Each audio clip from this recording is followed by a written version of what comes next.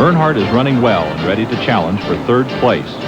While in the pit, the Childress crew is making sure everything they need is in position. It was early Sunday morning after 2 days of practice and qualifying that final preparations began. You know, all these guys have did their job, and each one of them knows what their job is.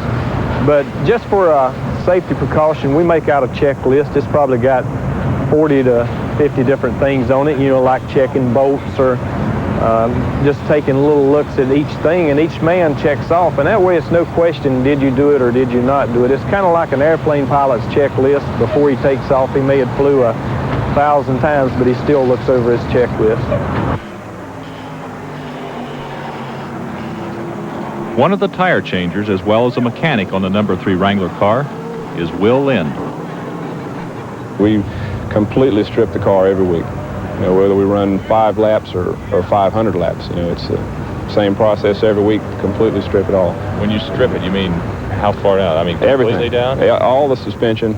Of course, the motor comes out and goes back to the engine people, and everything that can break on that race car comes off. And if something happens to the car today or any day that we race, it's not going to be something we overlooked. You know, it's something might break from fatigue or something but as far as a flaw in the race car, there's not one on it. And just about everybody's cars are the same way. We have a checklist that we go over at the shop, and we have a checklist we go over before the race each week, and that's really helped us. You know, a lot of things you think that maybe that one of the other guys on the team might have done, and he might think I did it. And with that checklist, you can look and see if it's been tightened or checked.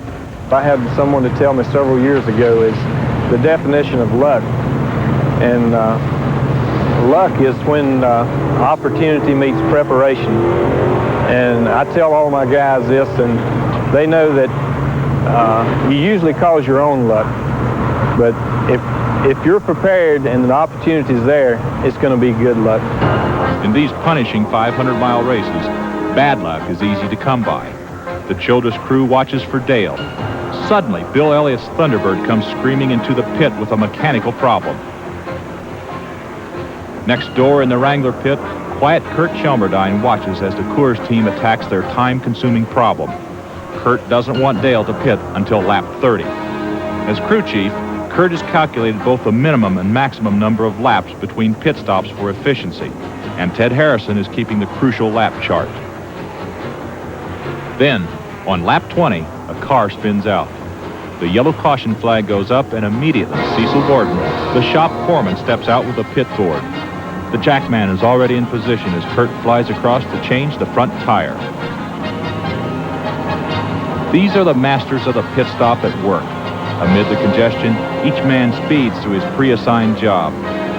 The hours of practice that helped them become the pit crew champions now pay off as they change all 4 tires, refuel, and return Dale to the track so fast that he advances into the number 2 spot behind Ricky Rudd in the red and white number 15 car.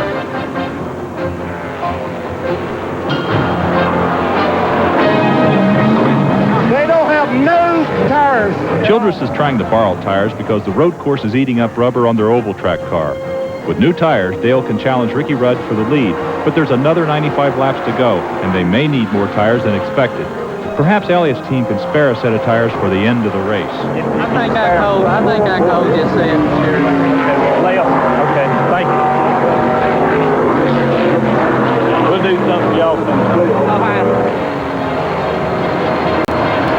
With Dale in the lead, the crew cleans up the pit. Danny Myers is one of the 2 gas men. Affectionately known as Chocolate, he comes from a well-known racing family. Inside the truck that carries the race car from track to track, it's evident that this is Chocolate's domain. This is a self-contained traveling race shop, and he not only keeps it stocked with inventory like spare engines or rear ends and other necessary parts, but he's decorated it in his own fun-loving manner as well. I had a deer, and you know, we just needed something to put up there, so we stuck it up there. And then we got a taxidermist friend there at home. He fixed the back part of it for us. As the race progresses, Dale has slipped to second and is being challenged from behind by Harry Gant. On lap 41, a car spins out in turn 1 and the caution flag goes up. It's a perfect opportunity to get new tires. Unfortunately, everyone else has the same idea. The pits get congested and precious moments are lost as drivers and crew members fight for needed space. In the front of pit row, the Wrangler car is in and out without mishap, and the crew is immediately setting up for the next stop. For a pit stop to be successful and fast, it must be precise.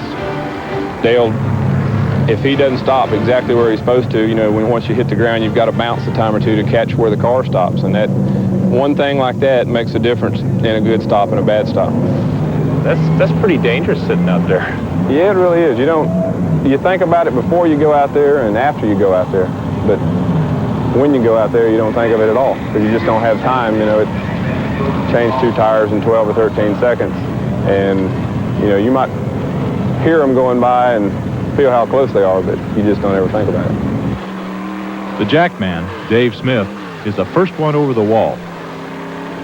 Well, the closest call I had is Dale knocked me down the second race he drove for us. I was used to the car coming in straight and stopping, and at Richmond, Virginia, which is a real small, short track, and it's real tight in the pits, as Dale came in, he turned the car back out to give him an angle to come out. Well, I was already in a close position to the car, so as he came out, I was coming in, it just bumped me and spun me down. But I was able to, you know, snake walk on over to where the jack had to go and jack the car up. We still had a good pit stop. The crew members share a unique bond under the intense pressure and 7-day work weeks. But David Smith also remains an individual. I'm a pretty calm guy as far as I don't go out and party. I'm a Christian and I just don't do it. I used to, but I don't anymore. I'll give a testimony or a witness to what I believe, and it's up to each individual to their own life. Like I said, I want to live my life. I'll worry about David Smith, and that's all. That's plenty there to worry about. With the race over a third through, the Wrangler car is in a strong second place. When back in the pack, a major accident occurs on the hill at turn 6. There's going to be a caution period, but it hasn't been that long since the last pit stop. Should they take the opportunity for speed-producing fresh tires? Childress confers with his crew chief. The decision is made. They'll wait. As other cars pit, Childress and Shelmerdine are gambling that these precious seconds saved will more than offset the speed advantage of new rubber.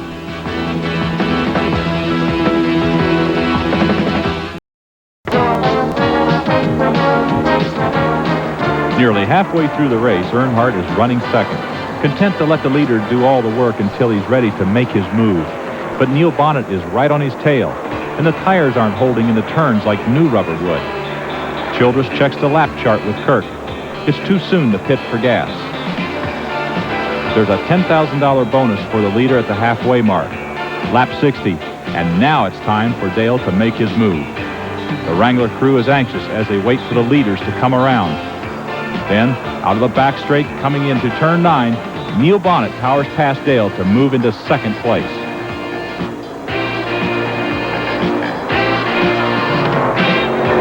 Neil got by. As they come out of the turn past the pits and the flagman gives the halfway signal, Childress is not thinking of the lost bonus money, but of the next pit stop.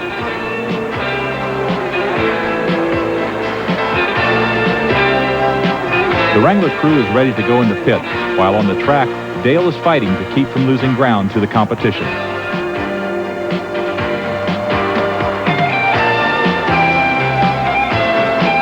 The leader, Terry Labonte, in the number 44 car has come into the pits for 4 new tires and fuel, while the Wrangler team talks strategy.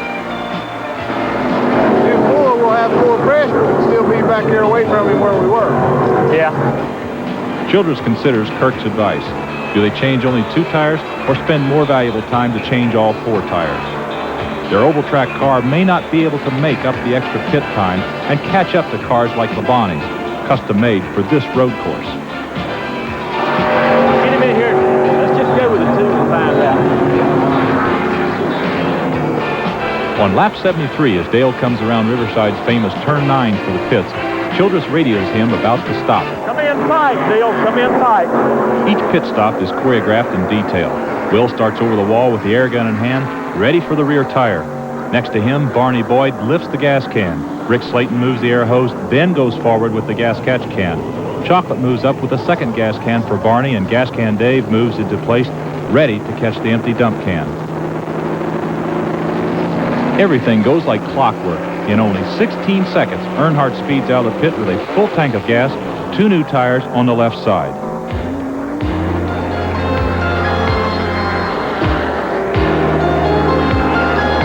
While Dale resumes to battle on the track, the crew wastes no time in straightening up and preparing for the next pit stop, even though it may be 30 laps away.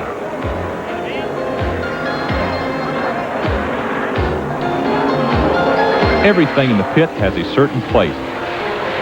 Air hoses are recoiled for quick feed. New tires are rolled out and air pressure checked.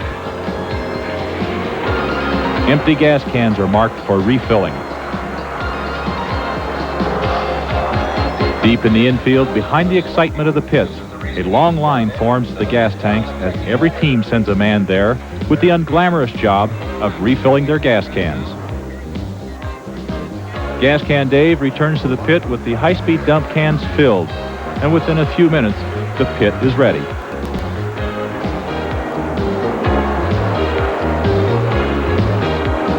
And now Neil Bonnet comes into the pits for new tires and fuel. The Wrangler crew recognizes that despite its inherent disadvantages of running their oval track stock car at Riverside, they're now leading the Western 500.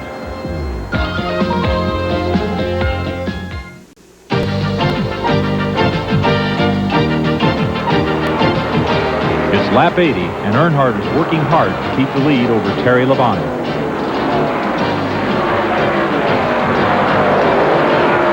They're 2/3 of the way through the race, and team owner Richard Childress is concerned about tire wear.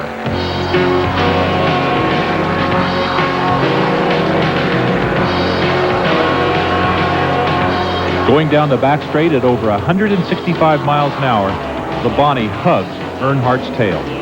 At the start of sweeping turn 9, Labonte makes his move to retake the lead. And he does so with ease. Kurt Shelmerdine is thinking about an early pit stop and fresh tires, while Labonte increases the lead as they start the next lap. We wait on 95, we're only going to be gaining on him for about 3 laps. If we do it now, he has a pit way over here, so we'll be gaining on him for 10 laps. I don't want to cut that gas tank just in case anything happens. They could use fresh tires now, but they can't afford to pit too early and run out of gas. A car spins in turn 6. Both Labonte and Earnhardt pass by safely, but it's still too soon to pit. Only a few laps later, Dale starts to lose ground to Ricky Rudd. The crew is lined up on the pit wall, waiting for the last pit stop.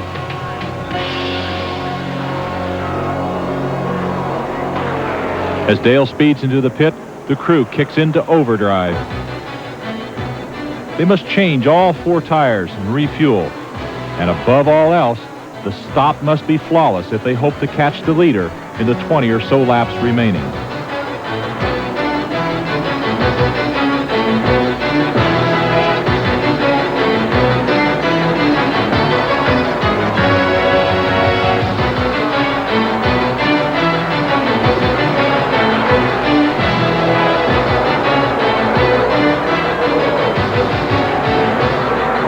The Wrangler team is taking care of business in the pit as usual when the leader, Labonte, comes in for fuel and 4 new tires.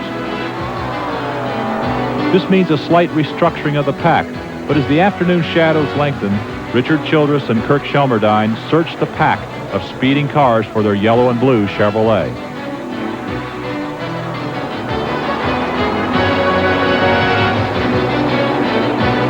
The Wrangler car has slipped to 4th place. The frustration is evident. Because the Wrangler car's chassis is set up for the left turns of the oval track, the right turns at Riverside have been punishing the tires. This latest set is now overheated and has lost traction. they desperately need a caution.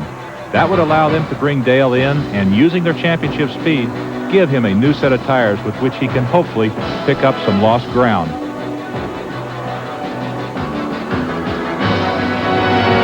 But there will be no caution.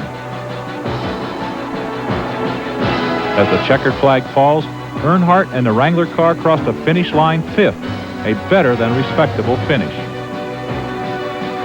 Richard Childress and his crew watch, knowing they've gotten the best they could out of their oval track car.